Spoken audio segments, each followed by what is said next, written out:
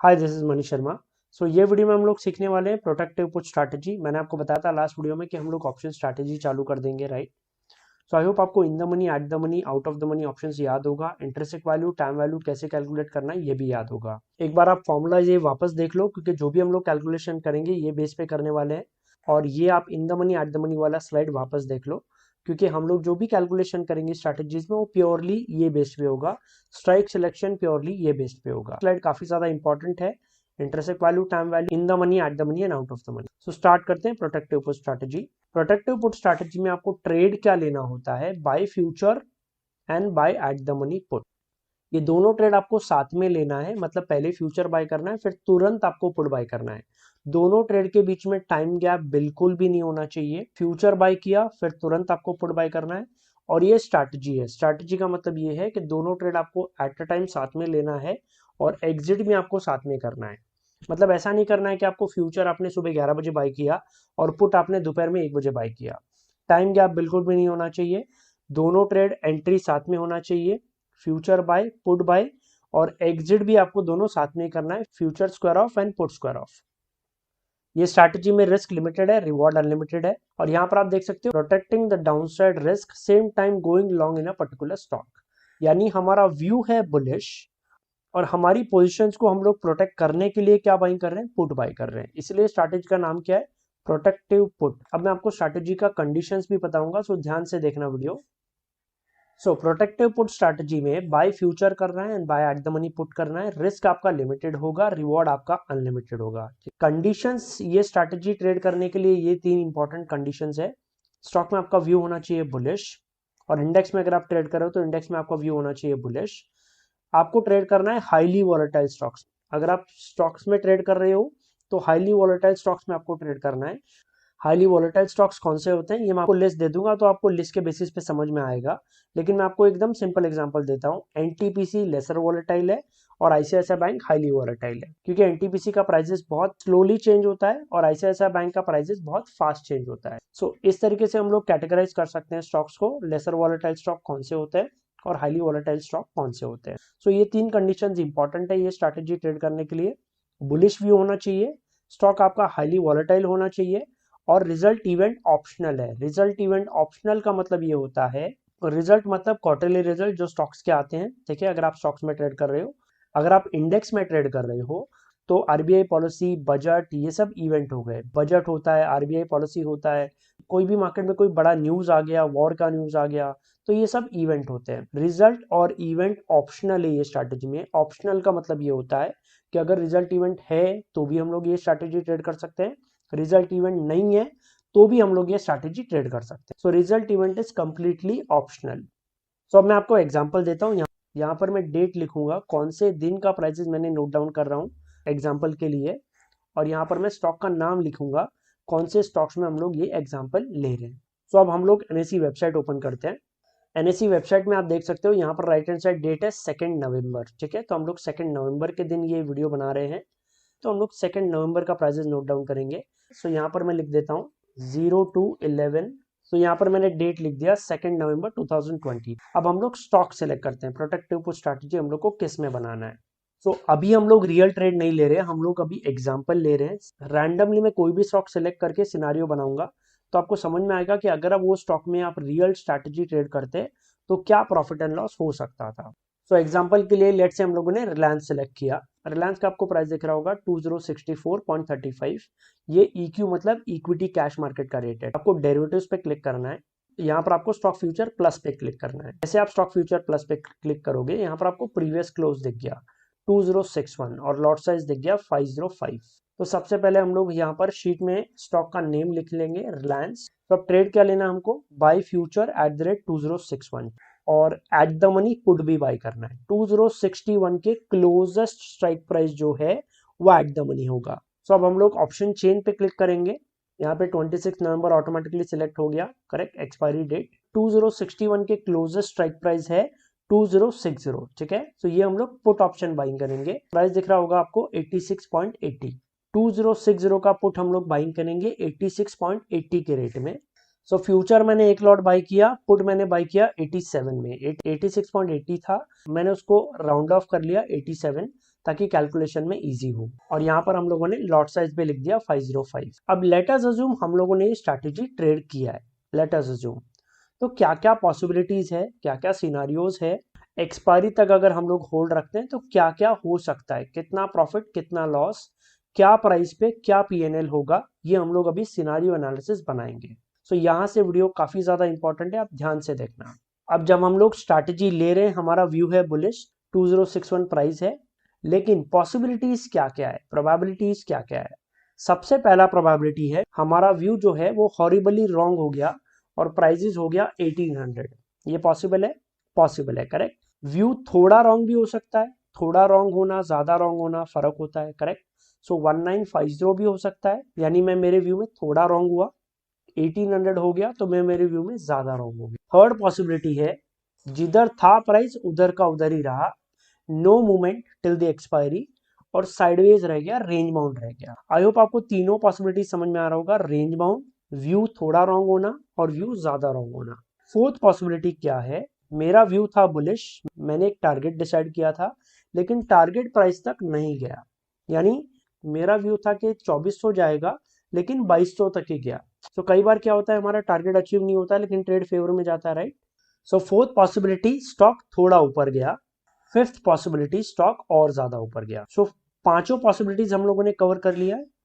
Stock नीचे भी जा सकता है, ऊपर भी जा सकता है, जिधर है उधर का उधर भी रह सकता है। हमारे लिए इंपॉर्टेंट क्वेश्चन ये है कि ये प्राइस हुआ तो हमारा पीएनएल कितना होगा, ये इंपॉर्टेंट क्वेश्चन है। सो अब हम लोग कैलकुलेशन करते हैं, ध्यान से देखना वीडियो।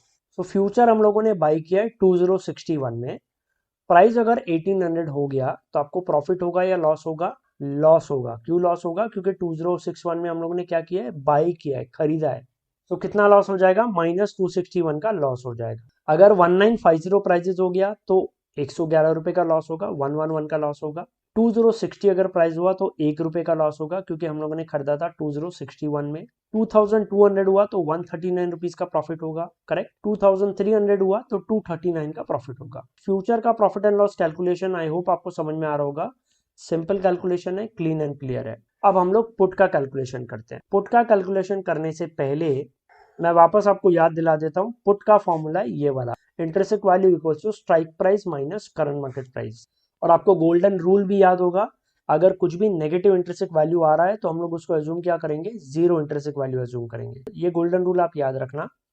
अब स्टार्ट करते हैं कैलकुलेशन।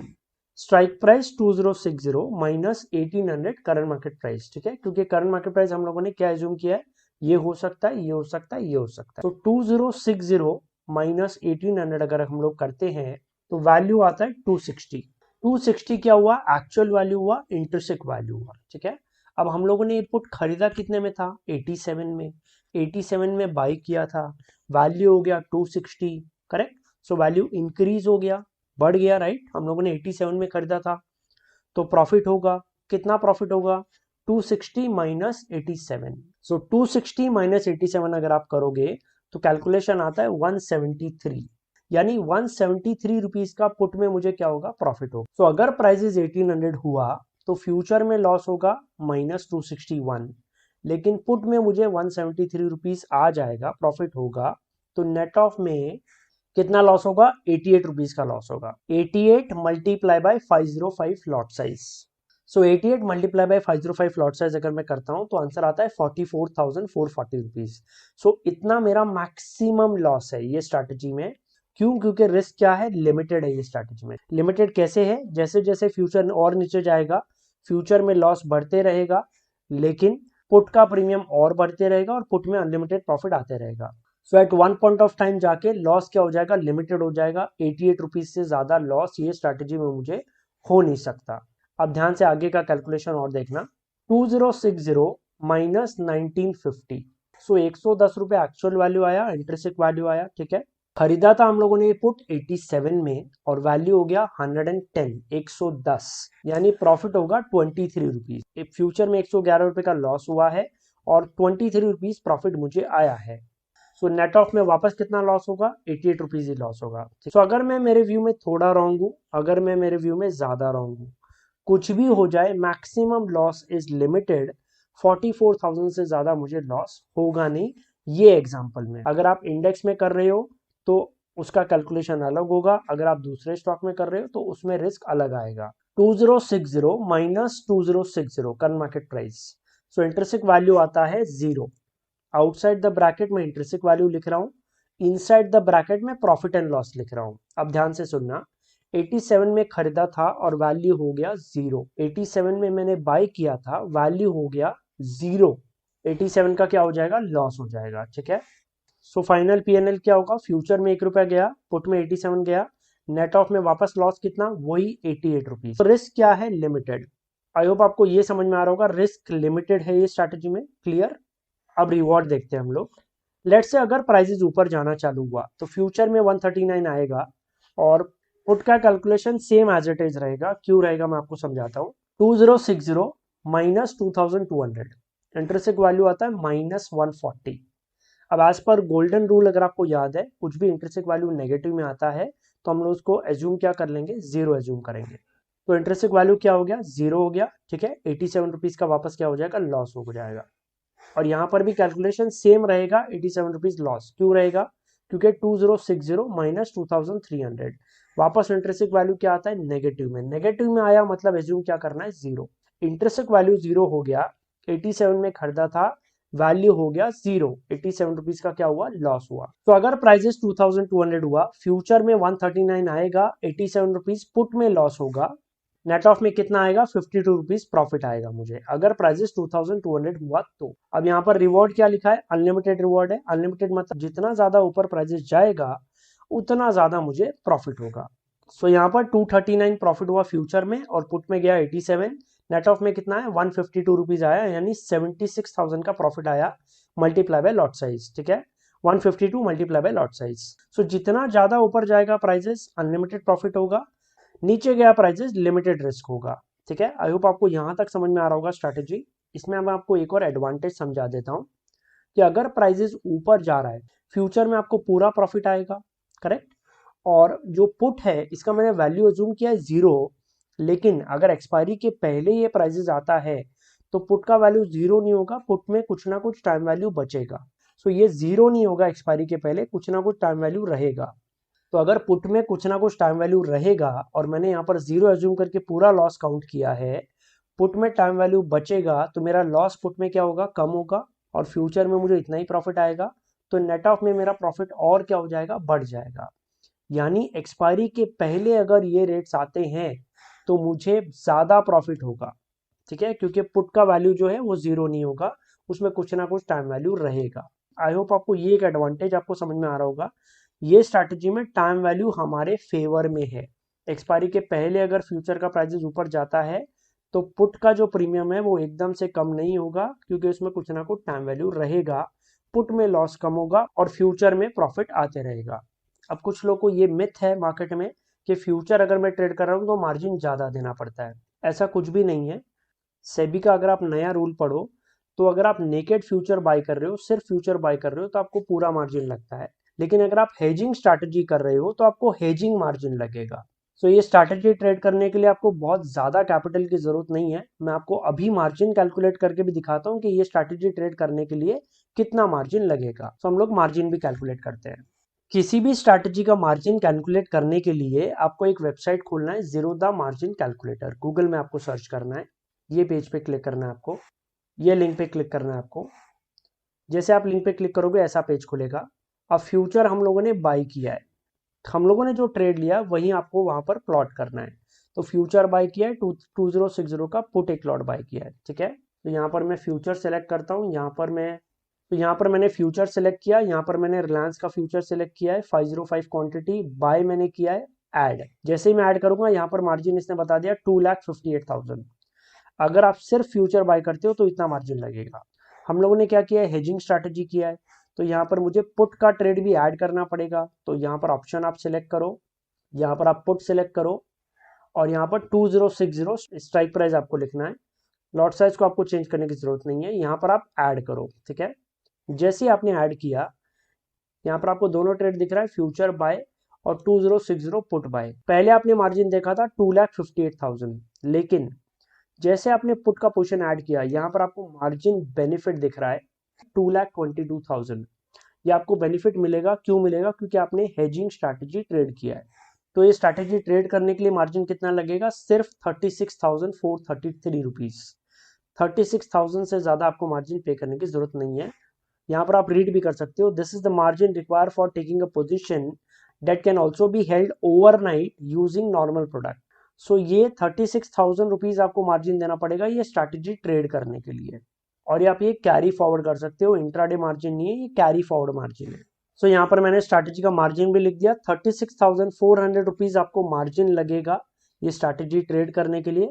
मैक्सिमम लॉस ये स्ट्रैटेजी में 44,000 रुपीज है। अगर स्टॉक का भाव नीचे जाता है तो 44,000 रुपीज का मैक्सिमम लॉस होगा, ऊपर जाता है तो अनलिमिटेड रिवॉर्ड होगा और आपको मार्जिन पे करना पड़ेगा 36,400 रुपीज।